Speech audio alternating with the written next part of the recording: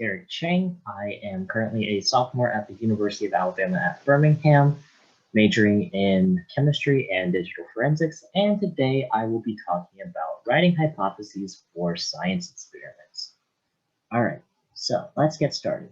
So, by anybody who's willing to type in chat or unmute, what exactly do you guys think is a hypothesis? Good. All right. Let's keep going then. What exactly is a hypothesis? A hypothesis is a statement that helps you answer the question, why? Why is something the way it is, and why does something occur the way it happens?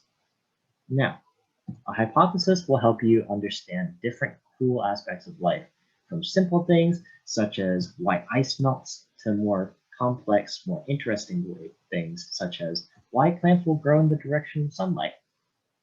Now, how do you recognize and how do you write your own hypothesis for your scientific research? Now, I'm about to give you a secret foolproof formula behind every hypothesis. So every very fancy hypothesis starts out with a simple hypothesis that follows this formula. If blank, then blank. Now, you might be wondering, what goes into those two blanks?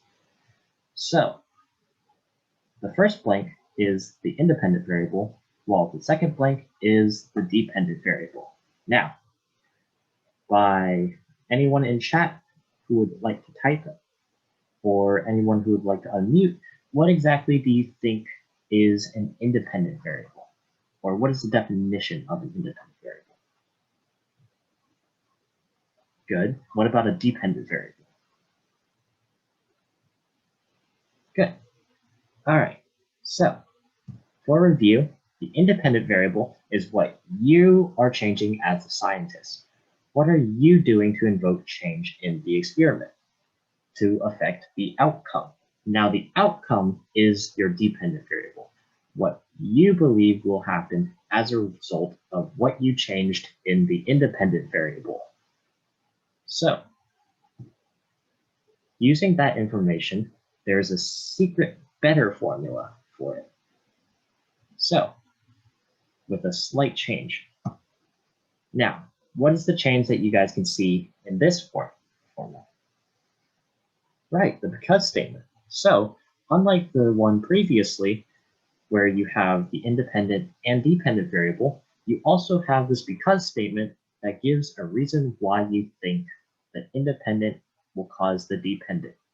So why you think your above statement is true. Now, let's go through an example then. So, let's say you all are playing Among Us. How many of you have played Among Us? Cool, nice, a good majority of you. Now, let's say that red is the imposter. So, the imposter has a separate hypothesis than the crewmates. So, the crewmates hypothesis would look something on the lines of what you see up here, where if both crewmates vote for red, then the crewmates would win, because red is the imposter. Now, the imposter has a different hypothesis. If the imposter were to kill one of the two crewmates, then the imposter would win because there would only be one imposter and one crewmate remaining. Notice how both of the dependent variables of either the crewmates winning or the imposter winning are dependent on their conditions or independent variable above them, which is, in the case of the crewmates, both crewmates voting for red, and in the case of the imposter sending one of the crewmates out of the ship. Now, an easy, simple way to remember good old simple structure of a hypothesis is from no one else other than Beyonce. And do you know what lyric helps you remember the hypothesis? Yep, good old Single Ladies.